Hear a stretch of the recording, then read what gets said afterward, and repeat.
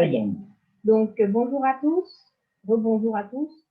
Bienvenue dans ce webinaire de la Fête de la Science. Donc, avec moi, M. Maréchal va vous faire une petite présentation et puis après, nous aurons des questions-réponses. Comme je vous disais, c'est tout à fait normal que votre caméra et votre micro soient désactivés. Pour pouvoir communiquer avec nous, vous pourrez utiliser le question-réponse, la discussion ou lever la main. Voilà. Voilà, écoutez, bonjour à tous et puis merci d'être présents pour suivre ce webinaire. Alors, protéger notre environnement à tous les niveaux, y compris au niveau local, afin de transmettre à nos enfants et à nos petits-enfants un monde agréable et à vivre, est aujourd'hui communément accepté par tous, du moins dans les esprits. Dans les actes, les choses sont plus complexes et lentes à se mettre en place et on attend encore des décisions fortes et propres à faire bouger les choses dans le bon sens. Dans ce cadre, la science est aux premières loges pour décrire, analyser, expliquer notre environnement, mais aussi pour alerter et proposer des pistes et des éléments de solution pour cette préservation de l'avenir des générations futures. Et l'un des domaines primordiaux concerne la biodiversité, dont l'étude est un enjeu majeur, y compris au niveau de notre belle marque. Alors, pourquoi étudier la biodiversité?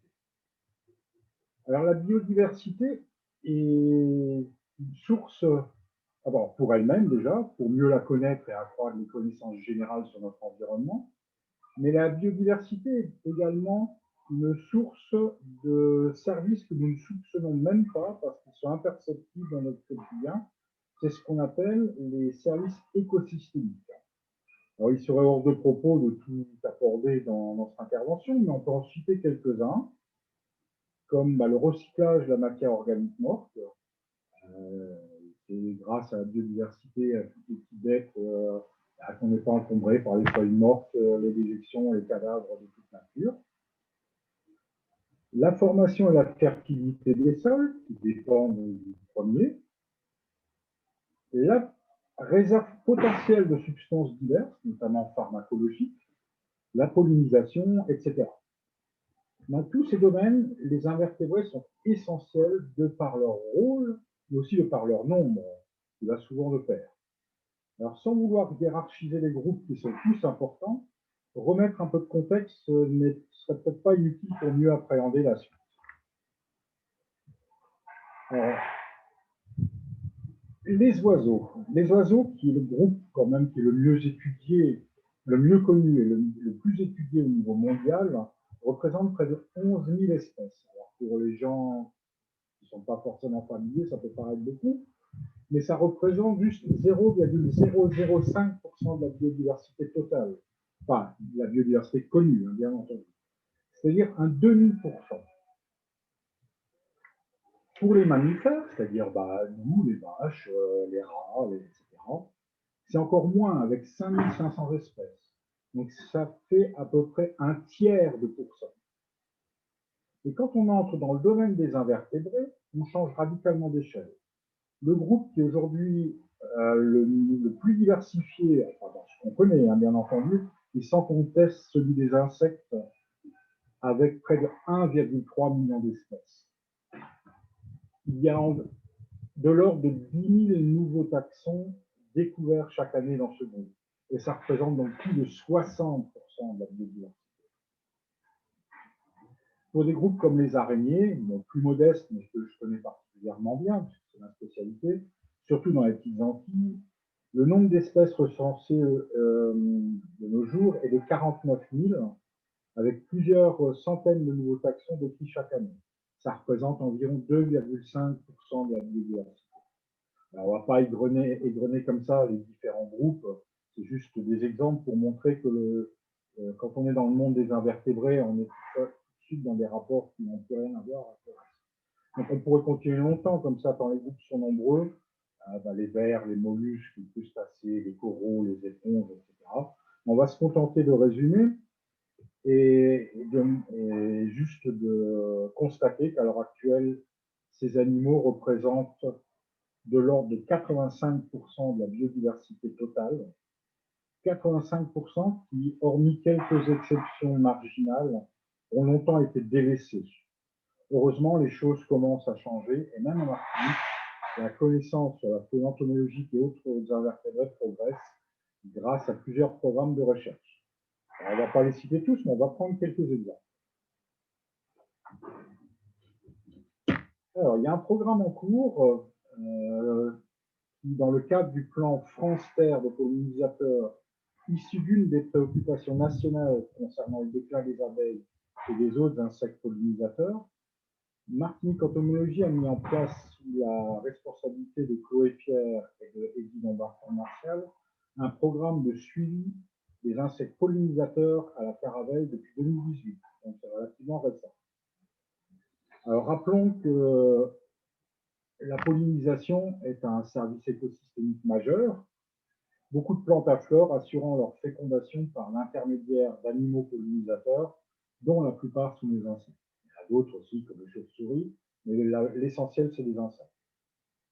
Alors, ce programme, financé par la DEAL, est mis en œuvre au sein de la réserve naturelle de la Caravelle, et qui est un espace naturel peu prospecté au regard des insectes, et qui est constitué d'une mosaïque paysagère, donc une diversité d'habitats importants. Alors, l'objectif de ce programme, enfin les objectifs de ce programme sont avant tout, on ne peut pas faire autrement que commencer par là, c'est caractériser la communauté des pollinisateurs par des inventaires. Ensuite, quand on parle de pollinisation, c'est déterminer la ressource alimentaire par l'observation des comportements de butinage, donc les relations plantes-insectes. Mais il y a également une autre dimension qui est une dimension de sens participatif, c'est d'inciter le grand public à observer les insectes butinant aux fleurs de la réserve naturelle de la Caravelle. Alors, quel résultat à ce jour? Alors, plus de 300 interactions insectes-plantes ont été observées.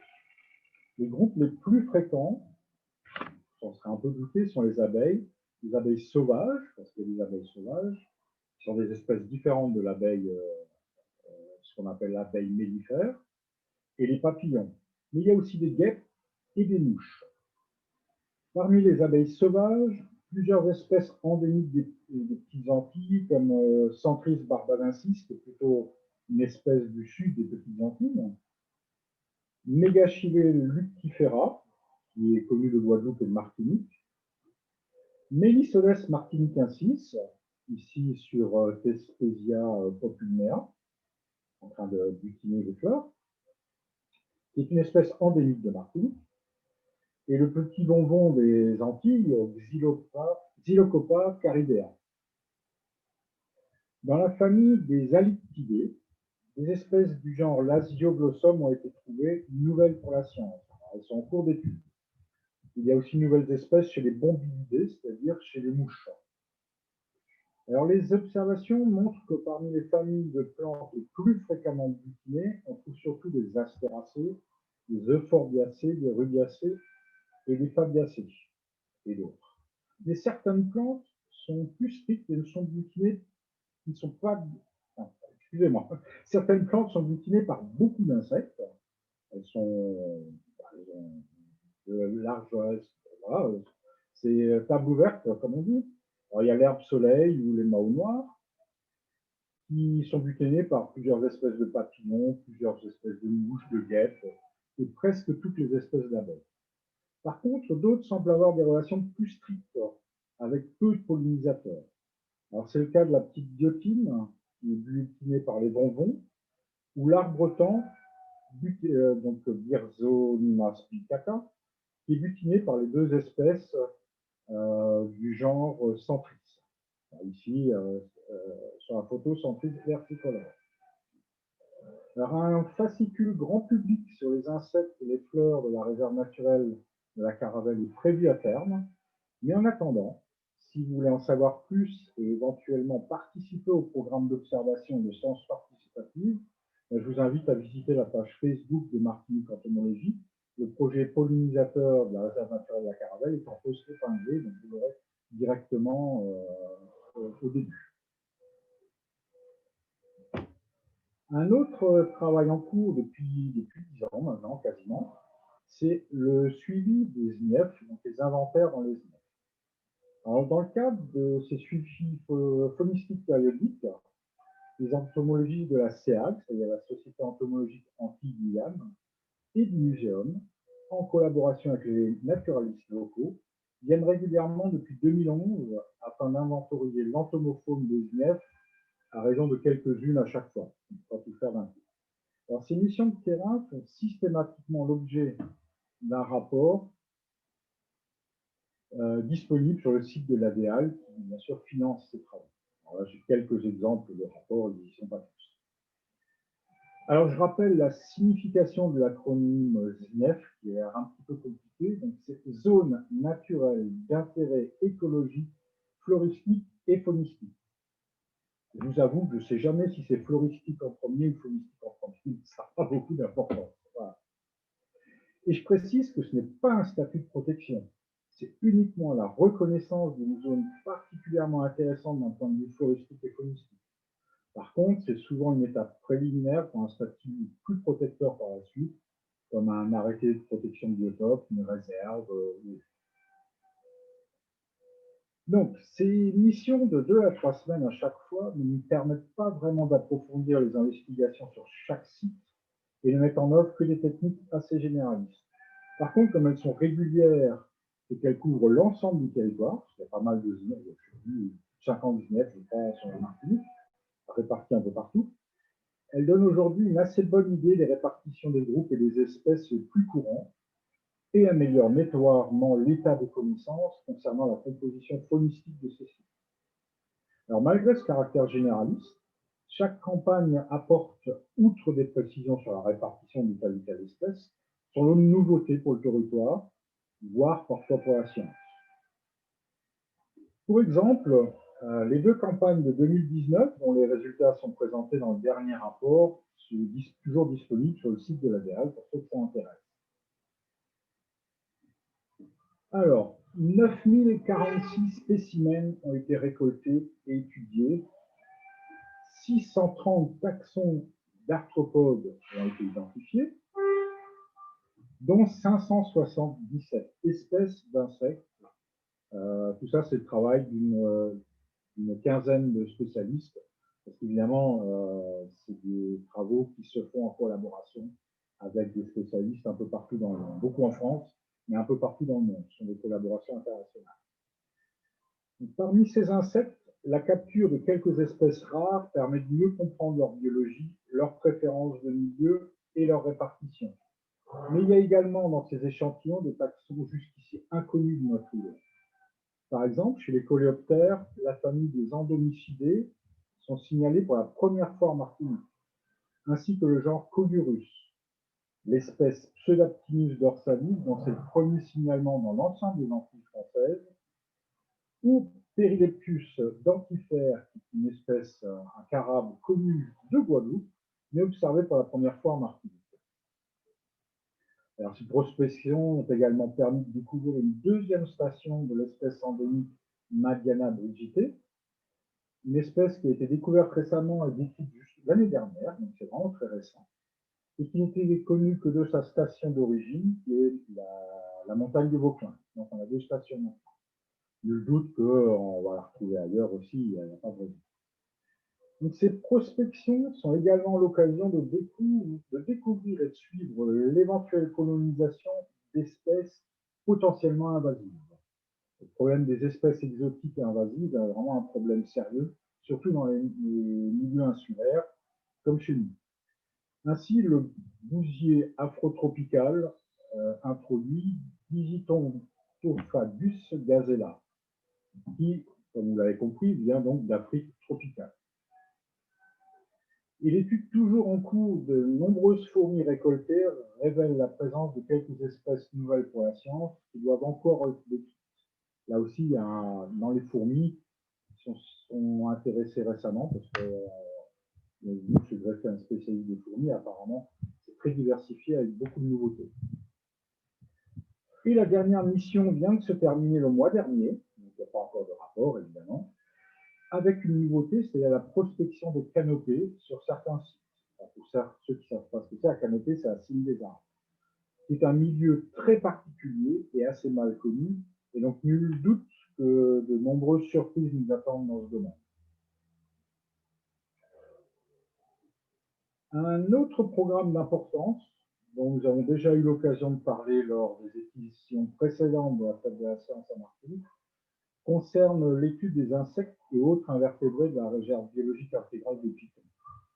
Programme que j'ai mis en place et qui est financé par la DEAL, l'ONF et la CTF. Différent par nature du suivi des INEF qui s'intéresse d'abord aux insectes, mais qui tente d'avoir une vue d'ensemble sur l'île, le programme Python s'attache à faire un effort de prospection plus important et sur tous les groupes, avec la mise en place de nombreuses techniques de capture, mais sur un espace limité. La RBI des Pitons, c'est la réserve biologique intégrale des Pitons, c'est relativement restreint sur la Martinique, et en son sein, 8 sites ont été prospectés de manière intensive et un 9e de manière un peu plus marginale.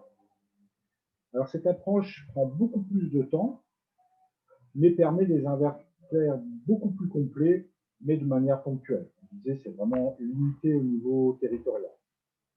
Par contre, elle débusque plus souvent de nouvelles espèces, notamment nouvelles pour la science. Alors les deux approches sont nécessairement complémentaires et se nourrissent l'une de l'autre. Des résultats ont déjà été présentés lors des fêtes de la science précédentes. J'avais déjà fait une conférence il y a 2 ans ou 3 ans, je sais plus. Et on ne s'attardera donc pas trop. On va juste rappeler quelques découvertes des taxons nouveaux pour montrer un peu l'importance de tout ça. On va commencer par un groupe que je chéris particulièrement, les araignées, avec plusieurs espèces nouvelles pour la science, dont toutes ne sont pas encore décrites, et dont la plus petite mygale de Martinique, qui est aujourd'hui décrite sous le nom de Masteria salonée. Pour vous donner une idée, le corps, c'est moins de 2 mm, et l'envergure pas étalée, c'est de l'ordre de 5 mm. Là, oui, une mygale, ce n'est pas forcément une grosse bête. Je dirais même que les grosses mygales sont l'exception dans ce groupe. La plupart sont des tailles beaucoup plus modestes. Et il y a de nombreuses araignées dans le sol, très petites aussi, comme cette Anasaetis très colorée qui est en cours de description. Alors, sans surprise, évidemment, ce sont les insectes qui sont majoritaires en nombre. Et là encore, pas mal de nouveautés pour la science, comme par exemple le papillon de nuit Phaeosia del Valle, qui a été décrite en l'honneur de Del Valle, qui est un de nos collègues de métropole, mais qui vient assez régulièrement chez nous. Une cigale, Carinetta aculis, qui a été décrite il n'y a pas très longtemps, moins de 2 ans, il me semble, ou 2 ans. Une punaise aptère, ça je crois que ça date de l'année dernière, qui vit dans la litière, donc Antiaptera aptère, aptère des Antilles. C'est un genre qui est endémique des petites Antilles, donc Antiaptera surconotus, et est-il besoin de le rappeler, puisque ce sont des espèces nouvelles, pour l'instant, jusqu'à la preuve du contraire, elles sont évidemment toutes endémiques de Martinique. Où on a encore aussi, parmi les coléoptères, le scarabée Edidium dirkensi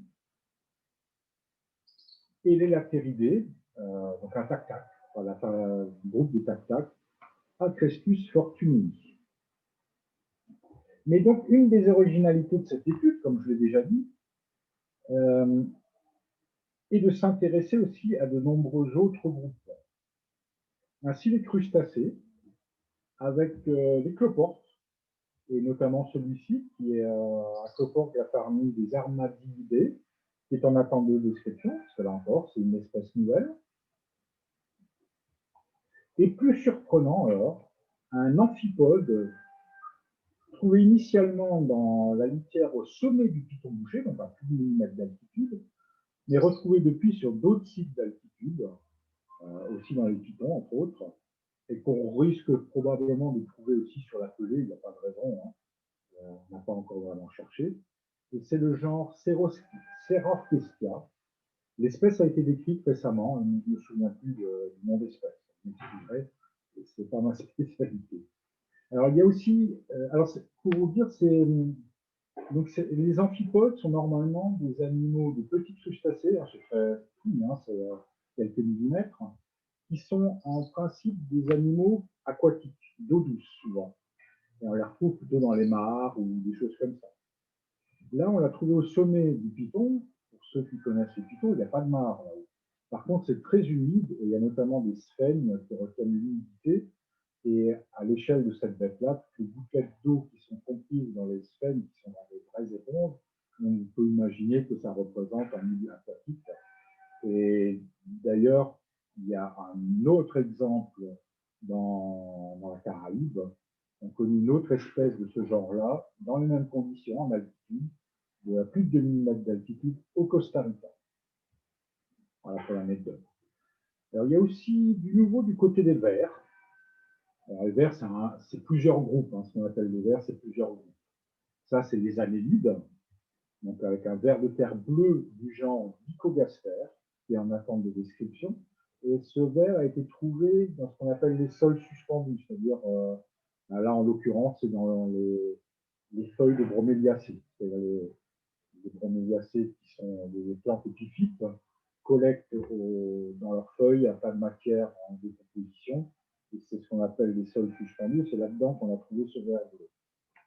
Ou alors d'un plaquelminthe, qui est également nouveau pour la science, un géoplanidé qui est en attente de description.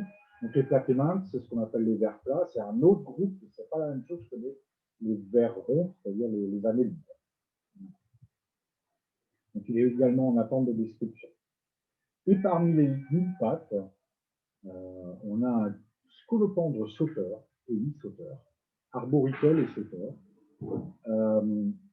qui a été décrit. Donc, c'est une espèce nouvelle également endémique pour l'instant en Martinique. Donc, c'est Otostigmus salticus. Alors, ce groupe, c'est-à-dire les myriapodes, les mille pattes, c'est d'ailleurs l'objet du prochain programme que je vais vous présenter maintenant. Donc, c'est l'étude des myriapodes de Martinique. Alors, ce groupe des myriapodes a fait l'objet d'un travail d'inventaire spécifique avec la présentation d'un atlas préliminaire. Donc, pareil, hein, normalement, il est téléchargeable sur le site de la DEAL, pour ceux que ça intéresse. Alors, l'étude recense une faune d'une cinquantaine d'espèces présentes sur l'île, avec des fiches détaillées pour chacune d'entre elles. Alors, il y a des taxons nouveaux, dont l'une, Schizonantha barberi, est nouvelle pour la science. Alors, dans un souci de partager les connaissances avec le grand public, 2 posters ont été réalisés. Alors, l'un qui concerne les milieux, avec en bas les numérotations qui correspondent aux espèces. Donc, on peut voir dans quel type de milieu on trouve tel type de mille-pattes. Et l'autre présentant les espèces les plus connues. Alors, ces posters, on en a je ne sais plus combien, pas mal. Il était prévu de les distribuer sur le stand du village des sciences à Madiana. Mais bon, les circonstances inhabituelles qui émaillent cette année 2020, on a décidé autrement. Donc, on trouvera bien une autre occasion pour rendre ces posters accessibles au plus grand nombre. Pour l'instant, ils sont stockés chez l'un d'entre nous et on ne sait pas trop quoi faire. Voilà. Dans un cadre plus pratique de recherche appliquée, il faut quelque part faut quand même montrer que ça peut être important, ça peut avoir une utilité, tout ça. C'est une question qui revient souvent, à quoi ça sert. Alors là, on va y venir.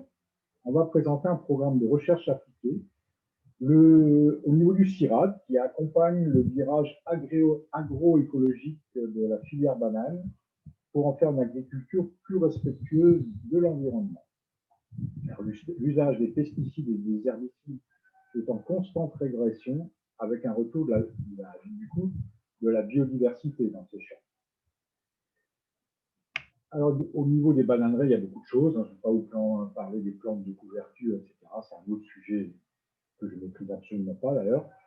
Mais dans ce cadre, il y a une idée qui est d'utiliser le retour des prédateurs, parce que comme il n'y a plus d'insecticides, forcément, beaucoup moins, tout ce qui est faune revient. Et l'idée, c'est d'utiliser le retour des prédateurs, de les utiliser dans le cadre du biocontrôle des ravageurs, en favorisant leur maintien et leur développement naturel. Alors, dans le premier groupe étudié jusqu'à maintenant, pour l'instant, il y a celui des araignées, qui a fait l'objet de suivis réguliers sur diverses plantations considérées comme représentatives des bananeraies de l'hiver. Alors, le résultat est quand même une étonnante richesse spécifique. On a vraiment été très surpris, on a tous été très surpris, puisque plus de 50 espèces ont été répertoriées dans ces milieux, dont plusieurs sont en plus nouvelles pour la science, et en cours d'étude. Pour donner une idée, donc 50 espèces dans les bananeraies, pour l'instant, on doit être aux alentours, on est loin de tout connaître sur la Martinique, mais on doit être aux alentours de 120 ou 130 espèces d'araignées connues sur la Martinique. On doit arriver, je pense, facilement à 200 ou peut-être 250. Mais dans les bananeraies, c'est quand même un milieu artificiel et beaucoup plus pauvre qu'un milieu naturel, même si on n'utilise plus de pesticides, ça reste quand même beaucoup. Et des espèces nouvelles pour la science, en plus, là aussi, on a été un peu surpris. Alors évidemment, ce ne sont pas des araignées qui sont spécifiques des bananeraies. Hein. Entre-temps, on a retrouvé des espèces, même les espèces nouvelles pour la science, on les a retrouvées aux alentours, dans les forêts, etc. Il n'y a pas d'araignées spécifiques des bananeraies. Mais dans les bananeraies, on arrive à trouver plus de 50 espèces. Et voilà. Donc ce travail a fait l'objet, oui, donc voilà, plus de 50 espèces.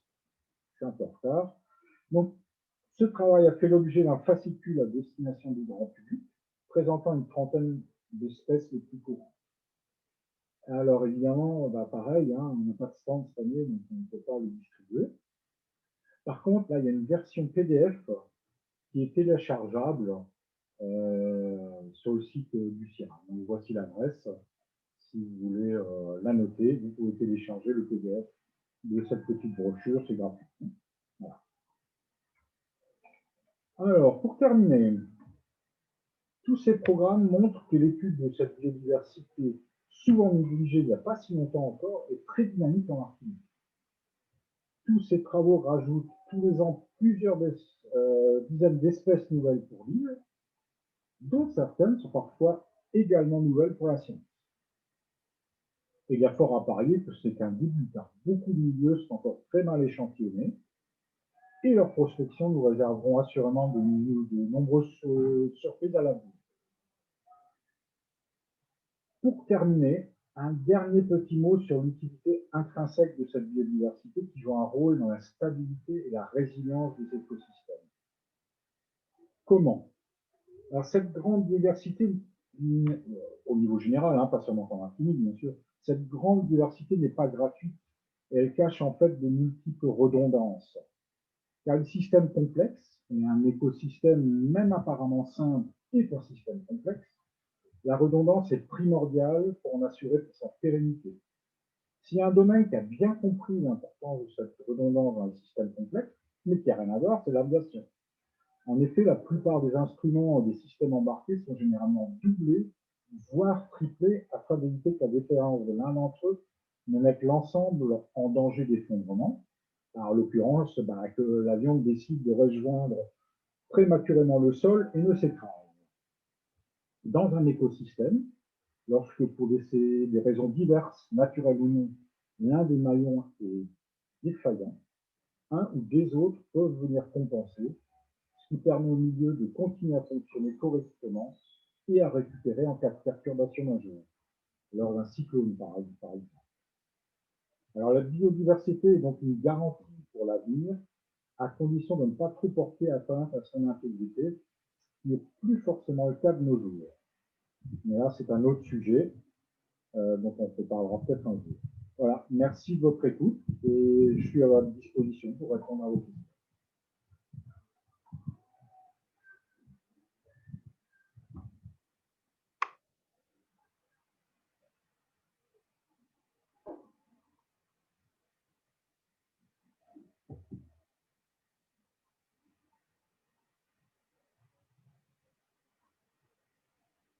Donc, pour rappel, vous pouvez poser vos questions avec le petit onglet questions-réponses en bas de votre écran ou encore via la discussion ou en demandant à lever la main pour que nous puissions activer votre micro.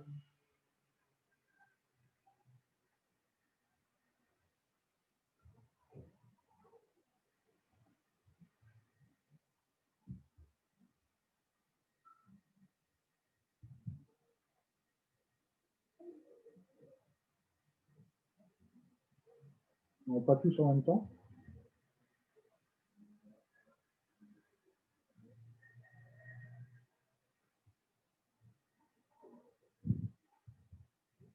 Alors, on a une question de Yasmina qui demande: avez-vous des ouvrages expliquant les services écosystémiques des vers de terre? Alors, les vers de terre n'ont pas de service écosystémique tout seuls. Ils sont dans un ensemble. Maintenant, il y a certainement des choses. Je sais que Darwin avait déjà travaillé sur les vers de terre. C'est déjà ancien. Il y a certainement des choses plus récentes. Mais je ne suis pas spécialiste des vers de terre. Donc, il y a certainement des choses. Bon, il y a des choses forcément dans les ouvrages d'enseignement universitaire. Il y a certainement des choses dans les ouvrages spécialisés. Maintenant, grand public, je ne suis pas sûr. Les vers de terre, c'est pas tellement démocratisé au niveau du grand public.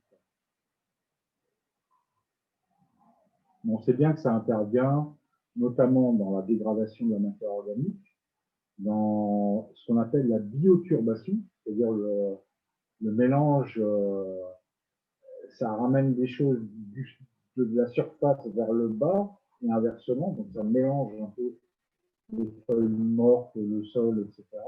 Ça intervient dans ce qu'on appelle aussi les complexes argilo-humiques, qui permettent aux plantes après de réabsorber les minéraux, etc., etc. Donc, il y a beaucoup de choses, il y a beaucoup de travaux qui ont été faits sur les vers de terre. Alors, est-ce que c'est accessible au grand public sous forme d'ouvrage? Là, je ne pourrais pas vous répondre.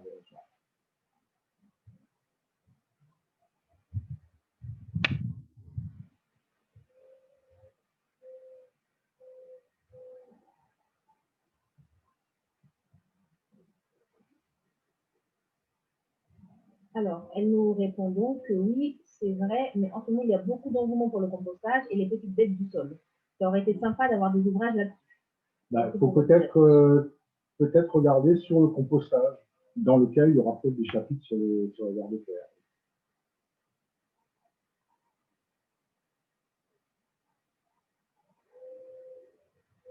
Après, faut pas hésiter à. Mais bon, il faut savoir maîtriser un peu l'anglais. En langue anglaise, il y a beaucoup plus de choses qui existent. Voilà, donc, dans le compostage, ces choses-là, probablement qu'en langue anglaise, il y a des choses beaucoup plus nombreuses, plus diversifiées qu'en français. En français, je ne suis pas sûr qu'il y a déjà des choses. Mais je ne connais pas toujours non plus la fiabilité de ce qui peut exister dans ce domaine.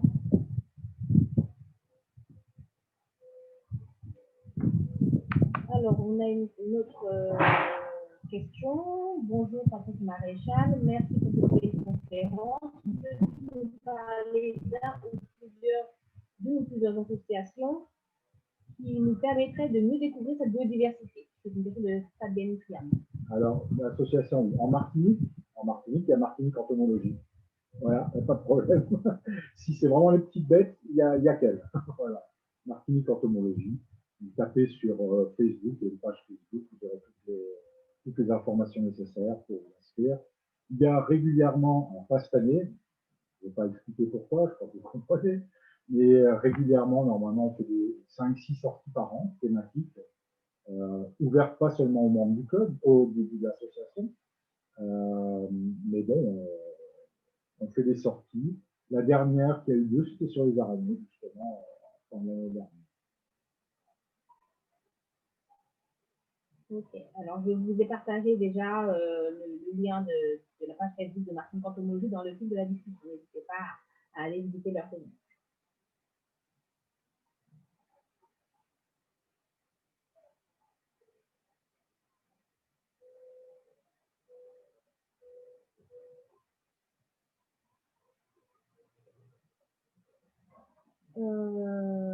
Alors, on a une question de Yasmina qui demande organisez-vous des sorties pédagogiques à destination du grand public? Oui, c'est ce que je viens de dire, c'est Martinique Entomologie qui, donc pour les membres, mais aussi pour n'importe qui. Okay. C'est pas, alors c'est une association. Quand on fait les sorties, c'est gratuit pour les membres de l'association. Et par contre, comme c'est ouvert à n'importe qui, Par contre, en général, on demande une petite participation. Quand c'est de l'ordre de 5 euros, ça fait vivre un peu l'association.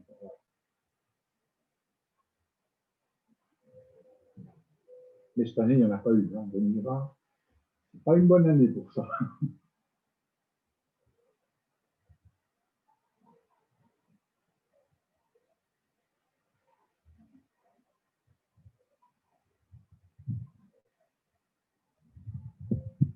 Alors, d'autres questions? Est-ce qu'il y a d'autres questions? N'hésitez pas, soit par la discussion ou soit directement par le question-réponse, ou levez la main si vous voulez prendre la parole, faire une intervention.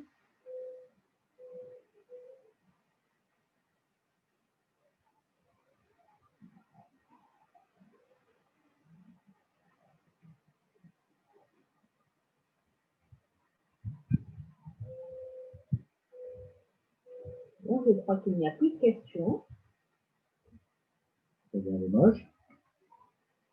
En tout cas, vous pourrez revoir cette conférence et la diffuser parce qu'elle est diffusée en direct actuellement sur le Facebook du Carnet d'Essence. Elle sera mise aussi sur la chaîne YouTube. Et puis, vous pouvez donc contacter l'association Marketing Entomologie, dont le lien Facebook est en amont de cette discussion. Voilà, merci beaucoup à tous. Nous allons donc, vous laisser sur cette dernière diapo. Merci beaucoup, M. Maréchal. Et à la prochaine.